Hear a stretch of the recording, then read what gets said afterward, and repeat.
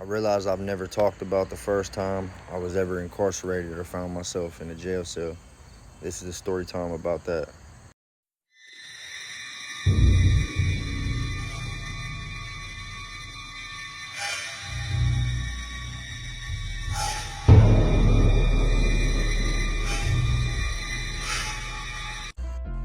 2005, I was 15.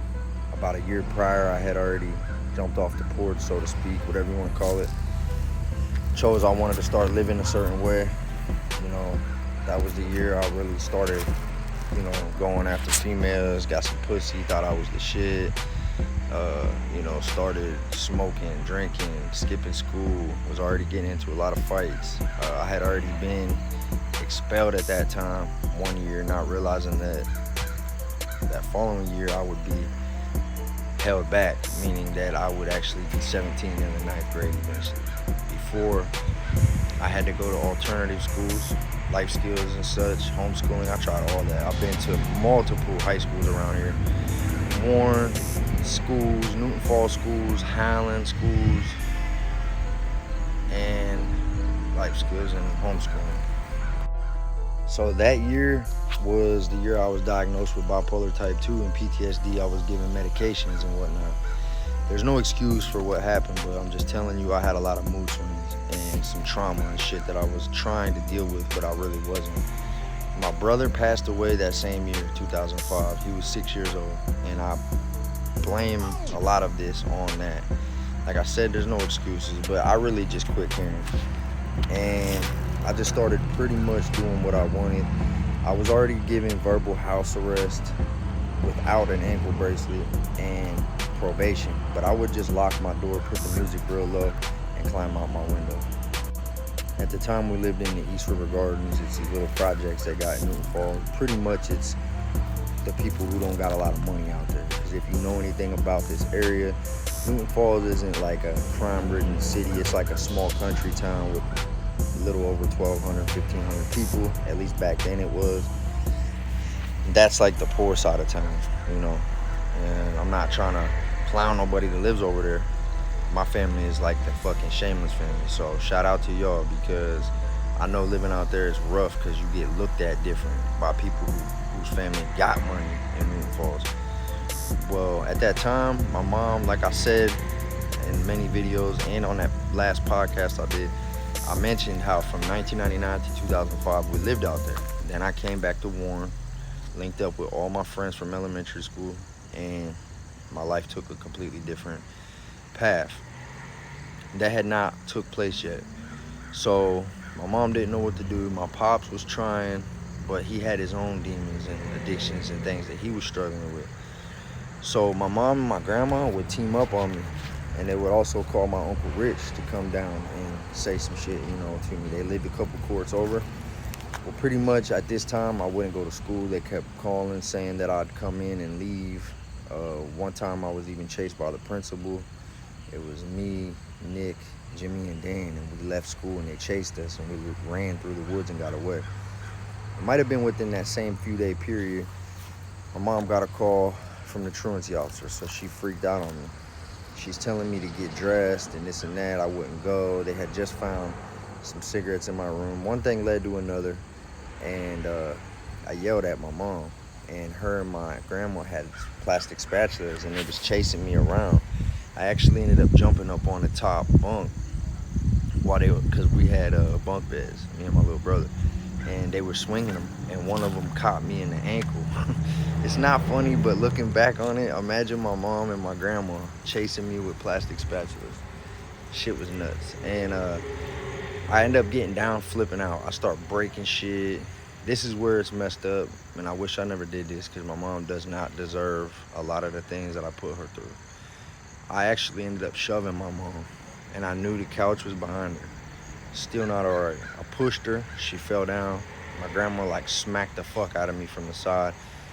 I'm trying to get out the house and shit, but they were holding on to me. I didn't know they had already called my uncle and the cops. He showed up right before they did. They're all trying to wrestle me and keep me in the house. I don't know that the cops are on their way. They end up coming, they grab me, they cuff me up. I kind of knew this day would come, but it was crazy they wouldn't even let me put my shoes on. So I'm trying to walk out. I'm telling him, let me get my shoes. He got me cuffed up. He says, no, you don't need those where you're going. They end up taking me there in my socks.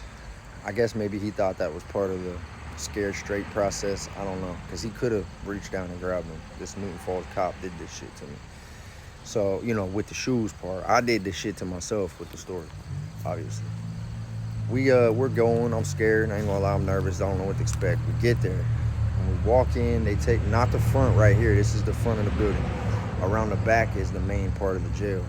And they take me in there and make me get straight in the shower. There's two, you know, JJC officers, correctional officers, standing there talking. They're actually talking about a recent unaliving that just took place in Warren. Because this is in Warren. Like I just said, that's a suburb to the city that I live in now.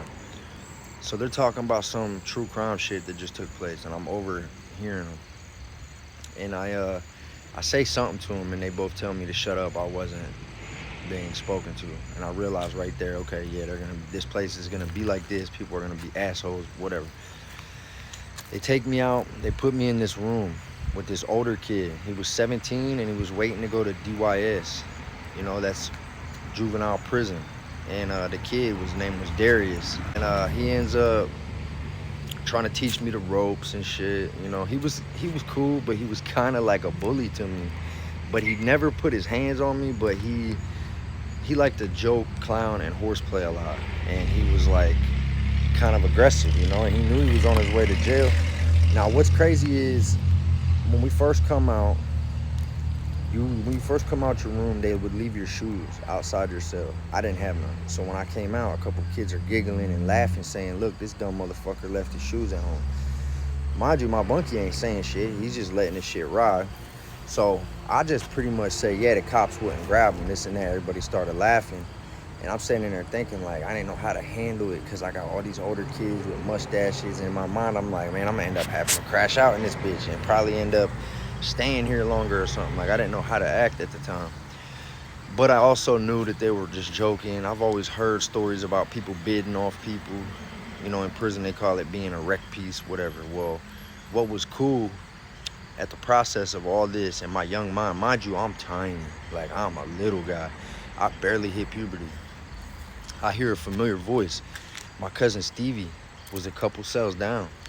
And he literally said, hey, y'all, that's my cousin. Chill the fuck out. And I look up. He got long-ass, scraggly hair, like he ain't had a haircut. That boy been in there for, at that time, probably 60 days to 90 days. I don't know. But, you know, he come walking out just looking rough because, you know, that's how jail is. But I immediately, as quiet as it got, I knew that he had respect in there because everybody stopped. And he kind of looked at me and nodded his head. We acknowledged each other. We were like 3 people down from each other. At this point, the COs are starting to tell everybody to be quiet. You're really not supposed to talk. And there's these lines that you got to walk on. So I walked to chow in my socks. I was grateful to have my cousin in there. So shout out to him for that, you know. Much love for sure on that. Him and then also Corey Blackwell was in there with me too. And I ended up meeting his brother later on. If I'm not mistaken, I'm pretty sure both of them dudes ended up being unalive. So that's kind of fucked up. I know one did for sure. I heard the other brother did too. So condolences to their family, but this is part of the story time. You know, I met Corey. He lived like a couple rooms down from me. He had like a long bid. I want to say he might have been going to DYS. I don't know. He also had a lot of respect in there. So you got me, my bunkie Darius, Corey, and my cousin Stevie. We're all within a couple cells. And yeah, man, that was it. I stayed from Friday to Monday. It was my first jail experience. I went to court Monday. My mom and my grandma was there telling them they think that I needed to just see what jail was like. They let me out, extended my probation, told me the next time I'll be staying for a long time. I think it was like 30 days, 60 days, 90 days is how it worked. You know, the paper I signed pretty much saying I will stay for those times.